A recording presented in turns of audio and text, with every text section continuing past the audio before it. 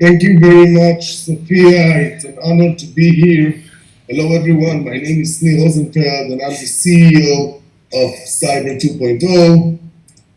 It is my pleasure to join you today and to give you a presentation about the ecosystem in Israel and a little bit about the Cyber 2.0 solution. So, before we dive and I speak about Cyber 2.0, I want to introduce and speak about the world we are living in. And today we live in a very, very, very smart world. Everything is smart today. We have smartphones, we have smart watches, we have smart glasses, we have smart schools. Everything is smart today.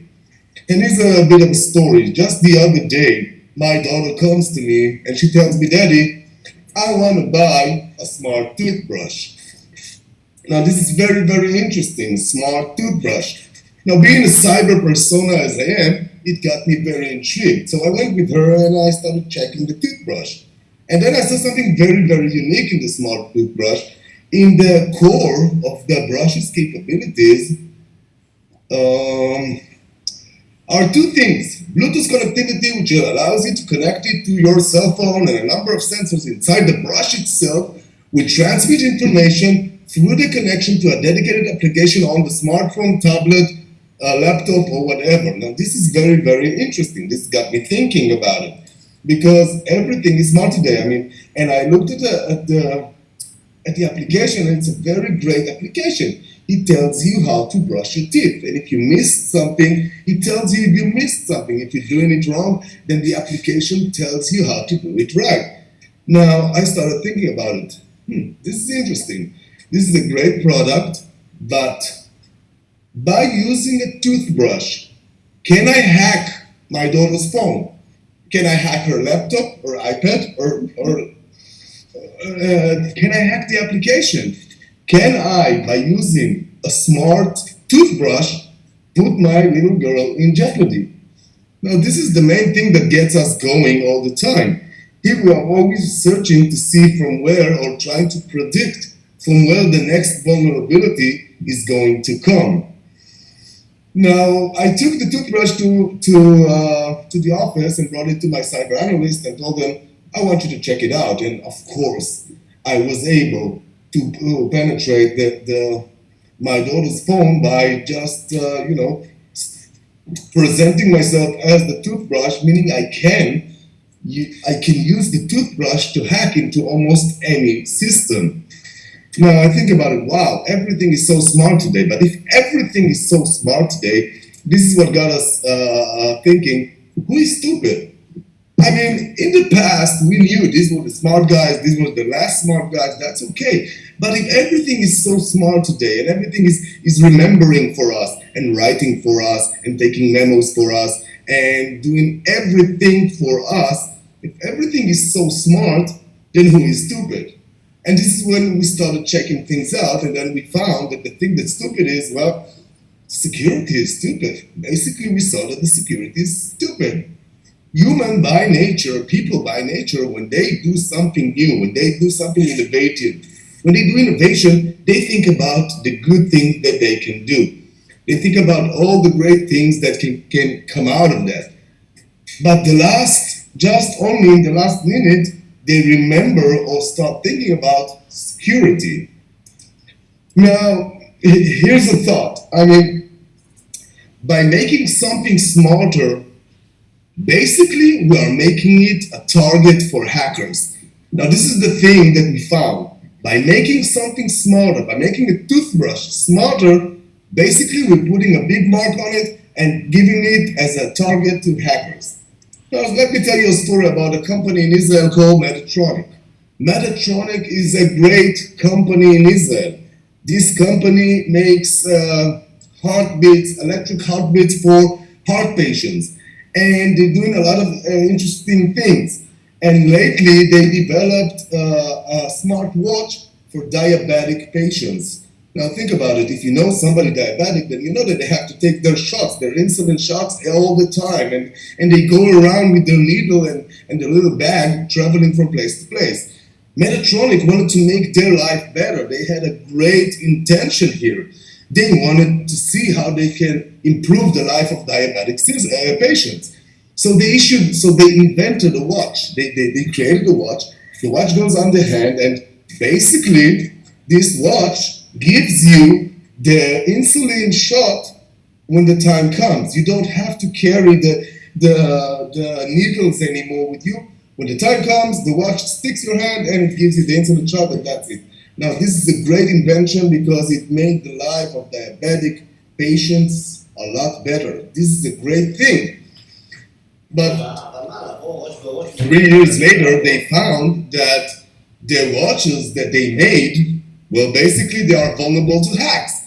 Meaning they gave something out, they developed a great product to improve the life of diabetic patients, but by making it smart, by making that insulin watch smarter, basically they made it a target for hackers. Meaning hackers can penetrate the watch and deny the diabetic patient from their insulin shots. Now this is watches and this is smart toothbrushes and sounds very nice, but what happens when we start arriving to some things more smarter?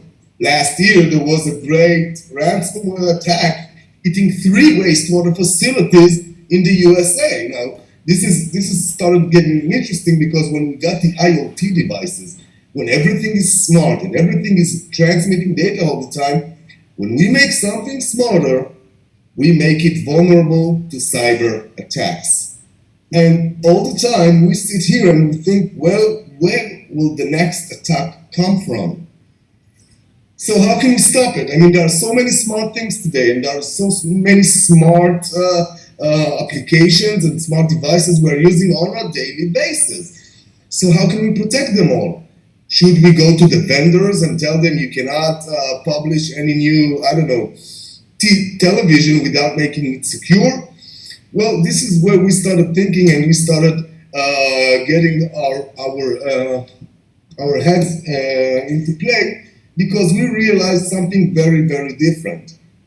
When a cyber attack today is a button press away from us getting water, not from the faucet, but from going through the river and getting our own water. Now, this is a push of a button away. This is not an imagination. This is not something not realistic. All the water companies today are working very smart, and they're transmitting their data, and everything is speaking with everything, and everything is, basically everything is out there. And we are a button press away from getting it to going back like 500 years ago.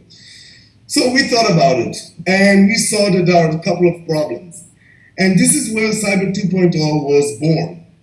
We are able, and if you see in the first slide, we are saying that we are beyond EDR. In the IT, we are able to give total prevention of lateral movement. We are blocking the spread of cyber attack within and outside organizational network. In the OT and IoT network, we prevent cyber attacks from reaching the controllers, meaning we can protect those smart toothbrushes from getting attacked or being used as a backdoor to penetrate organizations. Now, let's speak a little bit about the problem. The problem as we see it today is very, very interesting. In the OT and IoT areas, well, there is no real defense against attacks in the OT field. I mean, there are, for example, controllers that are sitting there for the last 20 years. And these controllers are working, and in the OT, in the industrial section, if it's not broken, don't touch the controller, because a factory shutting down means loss of millions of dollars. There is a fear of making updates and changes in the controllers, and regulations don't oblige company, to do prevention. They only do detection. And, let's move this forward. And existing solutions. Now, let's speak a little bit about existing solutions. We found that there is a problem with existing solutions today. Now, why? Existing solutions today, we know them as next-gen antivirus, EDR, MDR, XDR, and so on. But this detection, these solutions are based on a very commonly known and traditional method. And that method is called detection prevention. EDR, endpoint, detect, and response, meaning the defense systems today is working in the same way it has been working for the last 20 years. Yes, they got better on the detection side, of course. They are doing anomaly detection and they're doing behavior analysis and they're doing deep pocket inspection and reverse honeypot and so on. They're doing a lot of great things. But still, those systems need to identify every malicious software before they even try to prevent them from spreading through the organization. And the problem in this method is very, very simple. You can never identify all the malicious software. A new zero-day attack, a new vulnerability is being exposed on a daily basis. And if a new vulnerability or a new malicious application comes up on a daily basis and I cannot identify it, then I'm not even trying to prevent it. Furthermore, defense systems today are built in a way that they can protect you as long as they are active. But if a hacker removes me from an infected computer, the defense is gone and the customer is no longer protected. And the way we see it is very simple. In every given moment, in every company, a single computer might be penetrated by a malicious software. It happens on a daily basis in almost every company. It's not so hard to infect a single computer within a company. And the main damage is not a single computer getting infected. The main damage comes once the malicious software starts spreading through the network, infecting other computers and other servers. Very much similar to COVID-19. I mean, a single person who got COVID-19 is no hazard, nothing's wrong, it's okay.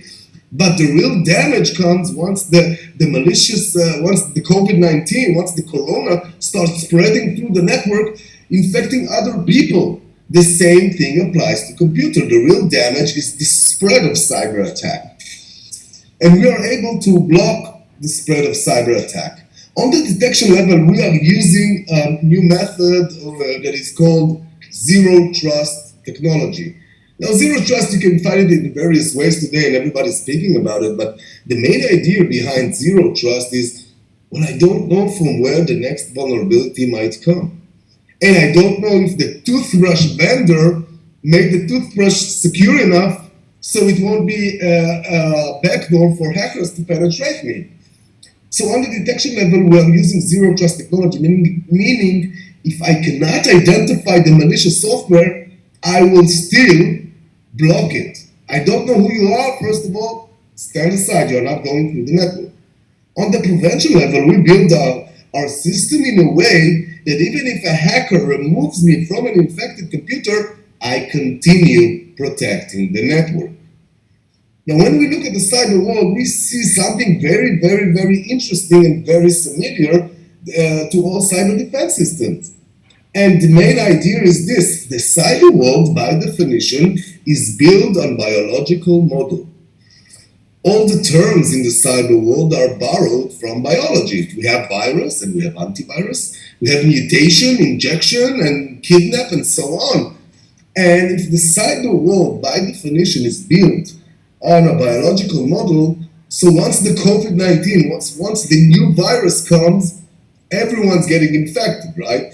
And if everyone's getting infected, then we run to Pfizer and we do critical patches and we go to the antivirus and we start chasing ourselves to get all those defense systems up to date.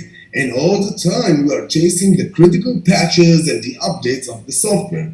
We understand that the hackers, as long as cyber defense systems will continue to rely on biological based models, we understand that the hackers will always be one step ahead. Because biological systems, by their nature, are built to start defending only after the attack is occurred. We decided to bring our system from a different area, and we are using chaos algorithm, mathematical chaos model, to do cyber defense. Now, this model cannot be breached, not by our own CTO that wrote the code. He himself couldn't hack his own system. It's a brand new technology, and we are using and we are protected by 9 patents. We are the only company that uses chaos algorithm as a new layer of defense against the spread of cyber attacks. Now, it makes a lot of sense to use mathematics because when we use biology to protect computers, we are protecting computers the same way we would protect a human body. But if we want to protect a computer the same way a computer would have protected a computer, we need to speak their language and we need to speak mathematics. We need to use their native tongue to protect computers. Now, here's something very interesting. Now we bring our chaos algorithm and we start thinking about how we're going to penetrate the market. I mean, there's a lot of cyber solutions out there, and there's a lot of great startups and a lot of friends in the ecosystem. And we say here in Israel, every new attack, you get three new startups to deal with the problem. So how can you prove that what you're saying is actually the right thing to do, the right technology? Well, we decided to take the system and put it to the public test. We understand that every good salesperson will tell you that they have the best cyber solution in town. Every good salesperson knows their job and they know how to sell and they can tell you they have the great solution and so on and so forth. And customers are getting frustrated and they're getting confused. They don't know which cyber solution is the better one. And what will happen if once they get hacked, and who will help them? We decided to put our money where our mouth is, meaning for 4 consecutive years, we put our system to the public test. And for 4 years, we invited all the hackers to come and try and penetrate a network that is protected by our system. And if anyone would succeed, they will receive a reward of $100,000. Now, to make it easier on the hackers, we gave them admin user. We gave them admin password. No special configurations, no antivirus deployed, no firewall deployed. The scenario was very simple. The hacker already infiltrated the organization. He disabled all the defense systems except Cyber 2.0. He has admin rights, he has admin user. All he has to do is get a file from the file system from a known location. The first one to reach the file wins $100,000. For 4 years, we did it in various locations. We did it in Israel, we did it in the USA. During COVID-19, we put it in the public cloud and invited hackers from all around the world to try and penetrate it. And for 4 years, more than 5,500 hackers tried to penetrate the network that is protected by our system. And for 4 years, hackers tried everything, and no one was able to beat the challenge. Now think about quality assurance. When you buy a cyber system, the best way to check it is to do a penetration test, right? You bring white hat hackers and you let them try to attack you and let's see what weaknesses they will find. Now, when you do a penetration test, well, you pay some money and you get a group of people, 3 people, 4 people, 1 team leader, whatever, and that's it. That's the penetration test. Now think about it, when we do a hacking challenge, everything goes, every scenario they want, they can do everything, and when you get 5,500 hackers trying to penetrate you at the same time, now this was the quality assurance we were searching. Our system today combines several capabilities in order for us to give a great advantage and a great solution to a customer. There's a lot of toothbrushes out there that need to be protected. There's a lot of devices broadcasting data over the network. There are printers and scanners and cameras today, and everything is smart speaking with everything. So we need to help them and we need to support each of them. We spoke about EDR and our ability to use zero trust to give defense to the unknown, to the zero-day attacks that I cannot identify. We also devised our system as a network filter driver, enabling us to give you a great NAC, network access control, identifying every network obscurement. We also understand that customers need to analyze, and regulations ask the customers that they need to keep all the logs. So we build our system to give you a great forensic view. But the biggest change and the biggest rise that happened in 2022 and at the end of 2021 was the rise of SOCs, Security Operation Centers. Customers wanted to buy cyber solutions, but they lack the personnel to manage them, to analyze them. Now, you can have the best cyber solution system in the world installed, right? But if you don't have the right people to watch over the logs, analyze them, and start seeing what's going on beneath the surface, then you have the system and that's it.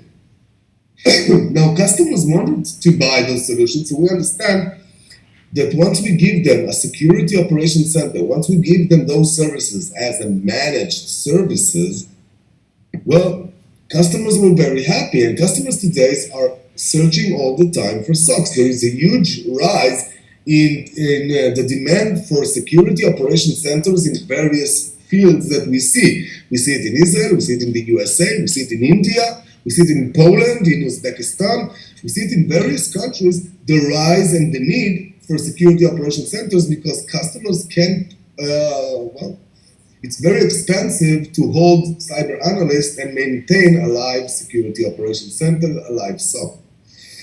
So let's dive a little bit to the technology and understand what we are doing and how we are doing it. On the detection level, we are an agent. We are a software that is installed in every computer and every server. And the first thing the software does is active mapping of everything that goes through the network. Now, we are looking at everything, every process that comes up, every library file that comes up, every DLL file that comes up is being recorded. And I'm not just recording it. Once they come up, I take their SHA, their MD5, their size, their unique parameters to authenticate that I have no impersonation, no DLL injection, no third party that is controlling my application. Now, once we do that, we are showing the customer the following.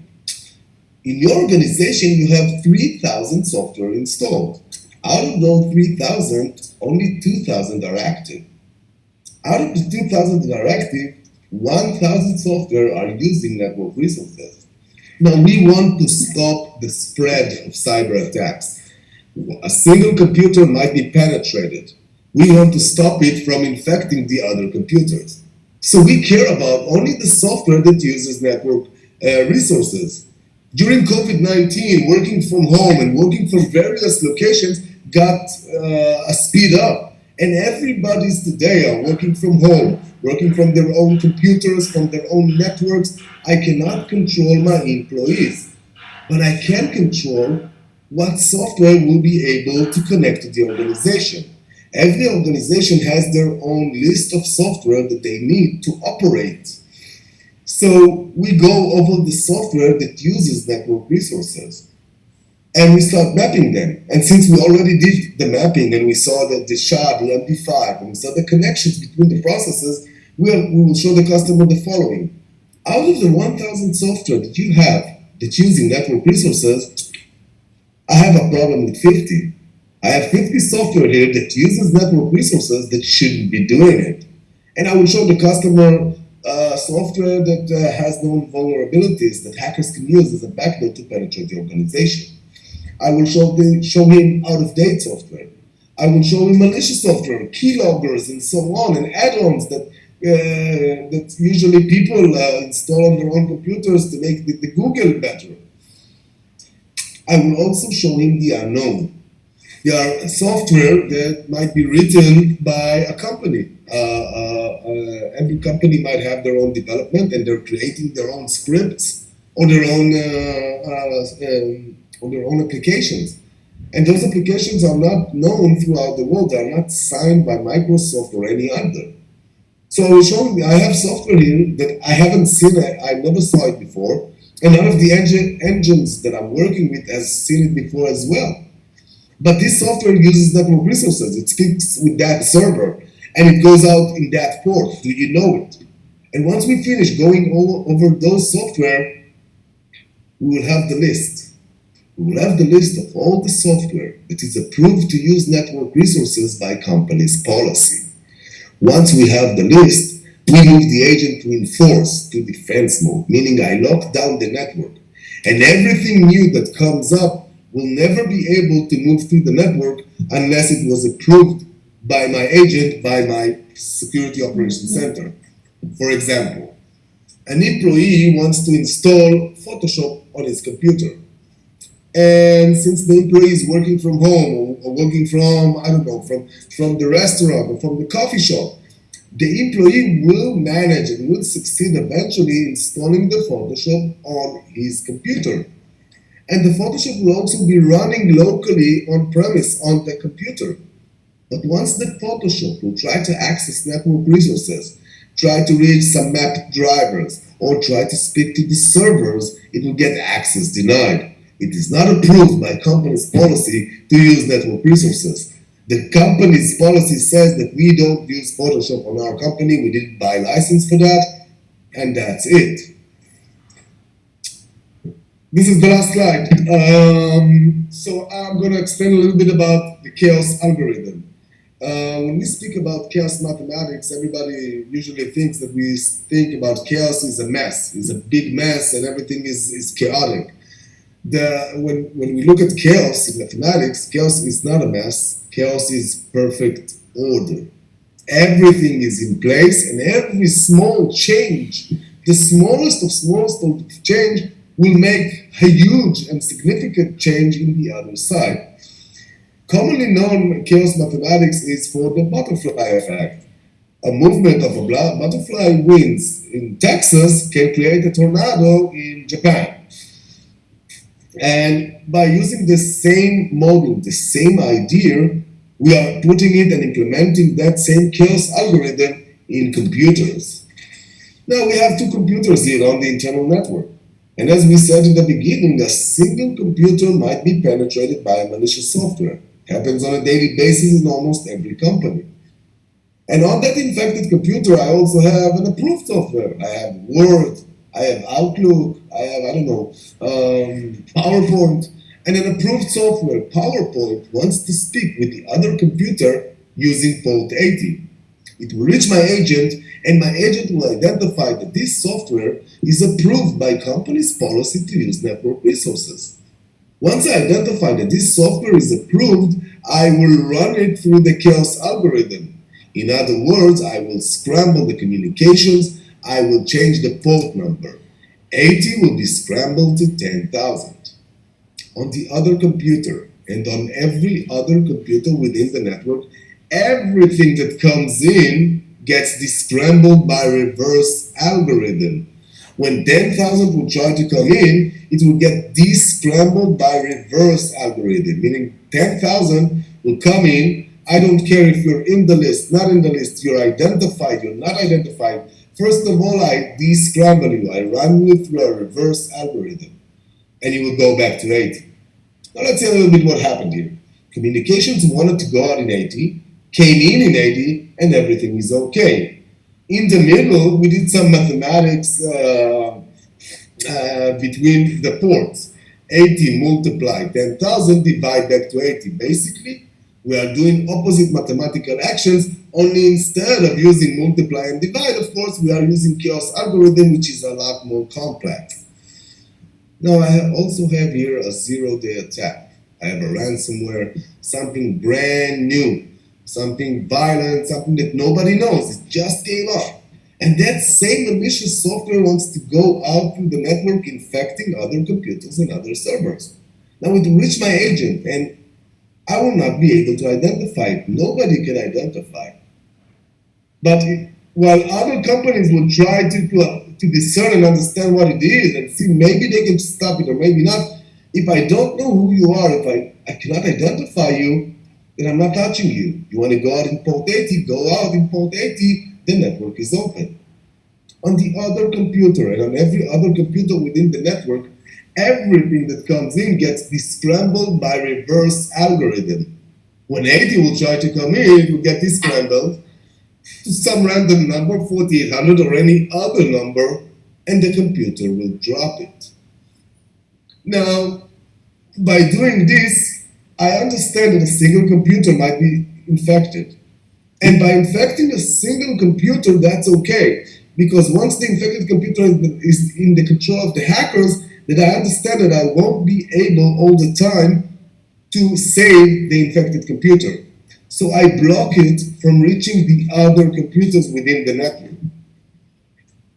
Basically, this is what we're doing. Very important to add, the chaos algorithm is randomly, meaning every second I change the port scrambling numbers. 80 can now be scrambled to 10,000. On the other second, 80 will now be scrambled to 4, and so on in a completely random way, so no hackers can do machine learning or try to discern what will be the next port scrambling. So basically, this is it. This is Cyber 2.0, and I'm very lucky to be the CEO of this company. I want to thank you for having us here. And for my grand finale, I will share with you this. The main thing that drives us here in Israel, they call us a lot of times the startup nation.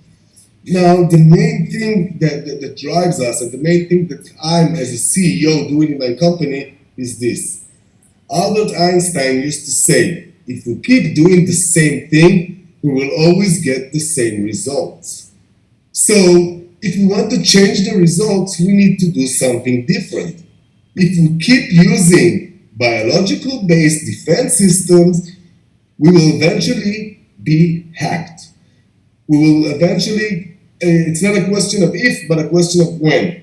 If we want to change something, we need to do something different. By using chaos algorithm, we are doing something different and we are able to protect it. So this is the main thing that drives me as a CEO. This is the main thing that drives us here. The thinking that we have to do something different if we want to get different results. And that's it. Thank you very much. It's been a privilege. Sophia, take it back. Thank you very much, Sneer. We actually have one question from the audience that maybe you would like to answer. Please, I will be honored. What could further help countries like Mexico use this sort of tech tools? Well, the main idea is this: we always have to be open-minded for new technologies, and the idea in various countries is to adopt new technologies. Now, I know that there are a lot of startup companies coming to the big vendors and knocking on their doors and saying, we have a new solution. But if we want to change the ways we are getting attacked, we have to try something different, and we have to open our doors and speak with the startup companies. We have to listen to new technologies. There are a lot of toothbrushes out there. There's a lot of devices that are going to broadcast over the network. And if we want to stop them, we have to try different defense systems all the time. Some of them will succeed, some of them will fail. This is the idea of being a startup. But if we want to change something, we have to open our ears, start listening, reading about new technologies all the time. Thank you very much, Sneer, and thank you for helping us close our Mexico Cybersecurity Summit with your presentation. Thank you very much. Thank you very much for having me, Sophia.